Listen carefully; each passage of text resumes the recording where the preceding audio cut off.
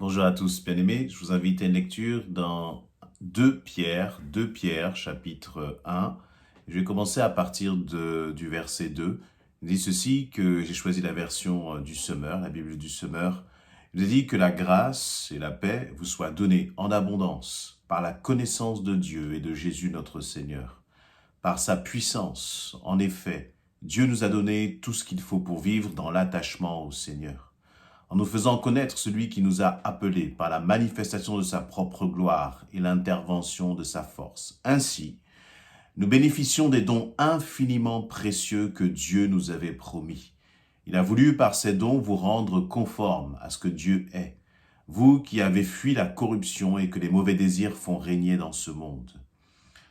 Vous qui avez fui la corruption que les mauvais désirs font régner dans ce monde. Verset 5, pour cette raison même, faites tous vos efforts pour ajouter à votre foi la force de caractère, à la force de caractère, la connaissance, à la connaissance, la maîtrise de soi, à la maîtrise de soi, l'endurance dans l'épreuve, à l'endurance, l'attachement à Dieu, et à cet attachement, l'affection fraternelle, et à l'affection fraternelle, l'amour. Car si vous possédez ces qualités, et si elles grandissent sans cesse en vous, elles vous rendront actifs et vous permettront de connaître toujours mieux notre Seigneur Jésus-Christ. Amen. Donc je me suis arrêté à la fin du 8e verset.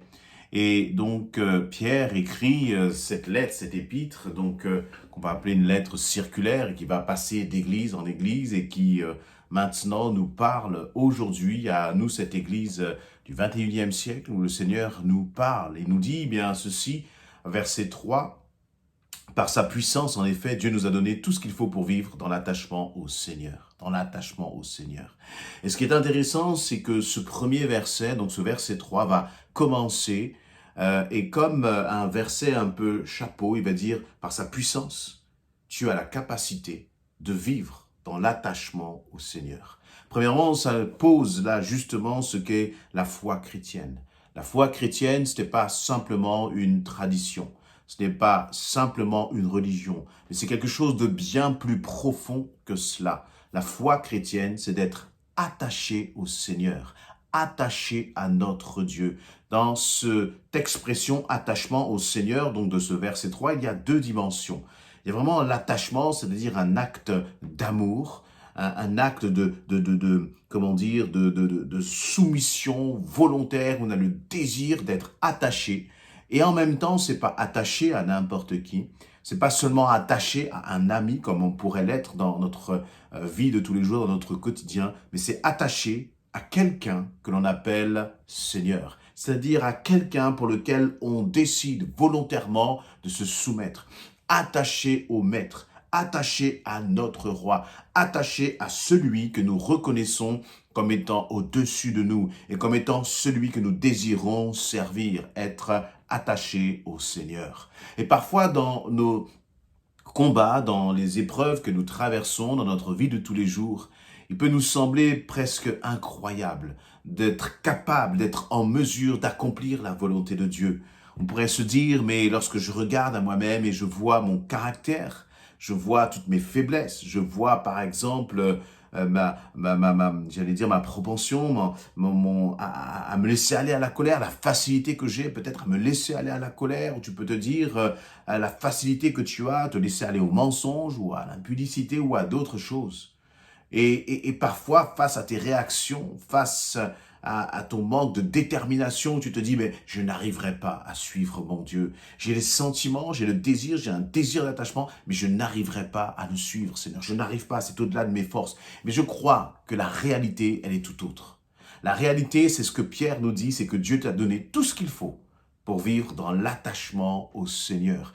Et donc, à travers cette parole, tu peux déjà être rassuré. Tu peux déjà commencer ta course, ta relation avec ton Seigneur, en étant rassuré sur le fait que, eh bien, Dieu t'a tout donné pour vivre dans cet attachement.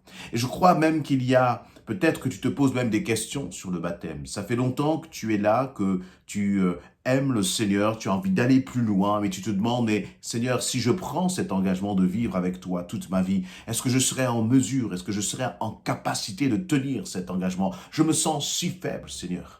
Et je crois que le Saint-Esprit est en train de te dire et de te rassurer en te disant, eh bien, sache que moi je t'ai donné, tout donné pour vivre dans cet attachement.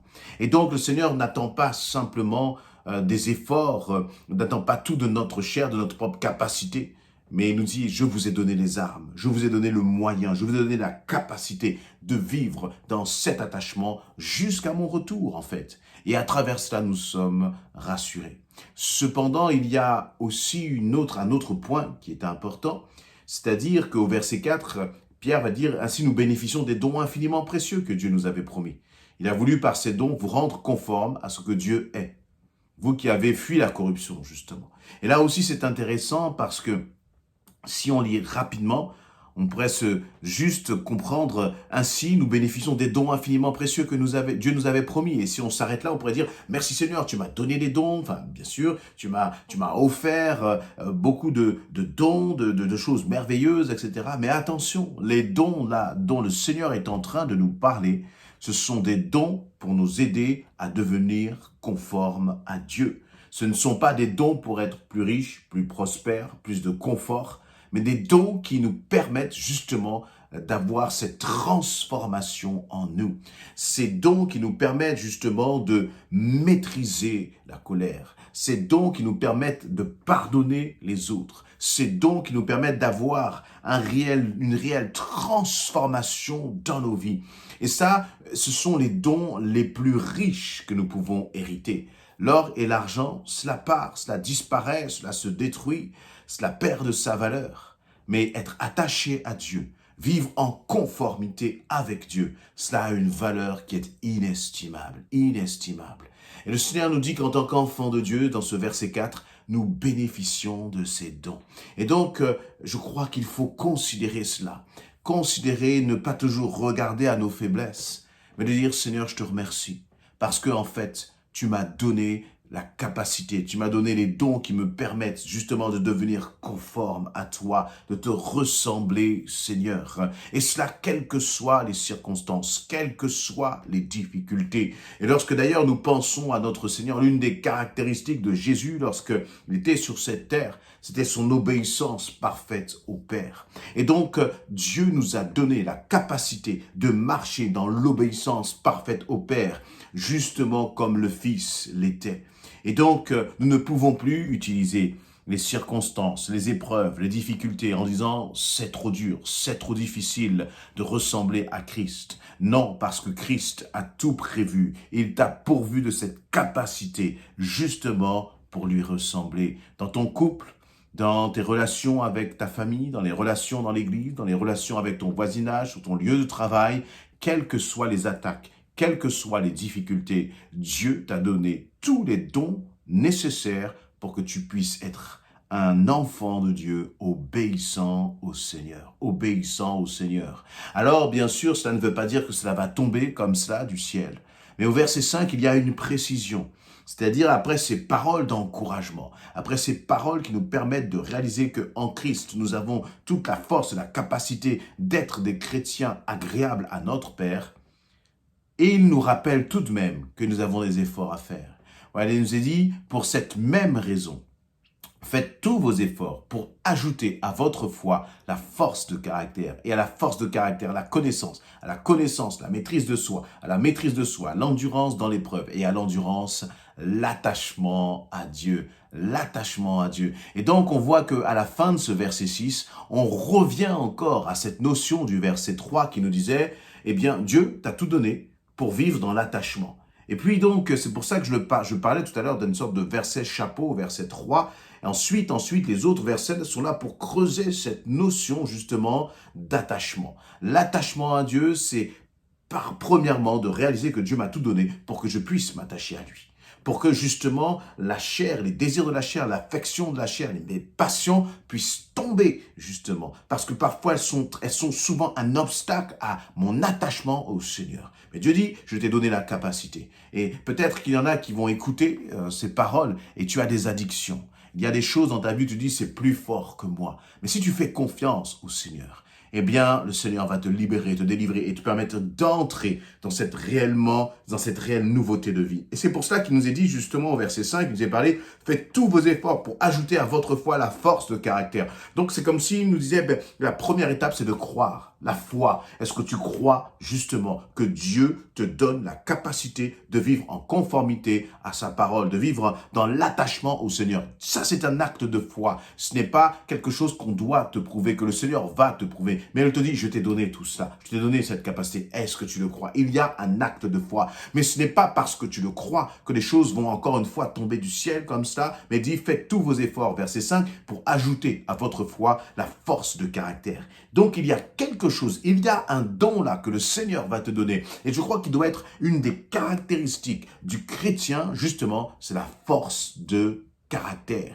Qu'est-ce que c'est que cette force de caractère? Eh bien, c'est ce qui va te permettre de rester déterminé, de marcher justement par conviction, de ne pas te laisser abattre par les circonstances, par les épreuves ou par les attaques justement du diable. Mais au contraire, parce que tu vas marcher par la foi, parce que tu vas commencer à réellement croire que Dieu te donne la capacité de t'attacher à lui, eh bien cette foi-là, tu vas commencer, c'est elle qui va être le moteur pour justement transformer ton caractère, transformer ta mentalité et sortir d'un état, d'une mentalité de victime pour entrer dans une mentalité, pour adopter la mentalité d'un homme et d'une femme de caractère. Et à cette force de caractère, eh bien, tu vas commencer justement à connaître réellement Dieu. Tu vas commencer à réaliser la réalité de la parole. Parce que parfois, tu lis la parole, tu lis que le Seigneur te rend fort, plus fort que la mort. Mais tu ne le vis pas réellement. Tu ne le vis pas réellement parce que tu manques de cette détermination. Mais le Seigneur veut t'amener justement à vivre cette détermination. Ça va encore une fois demander des efforts.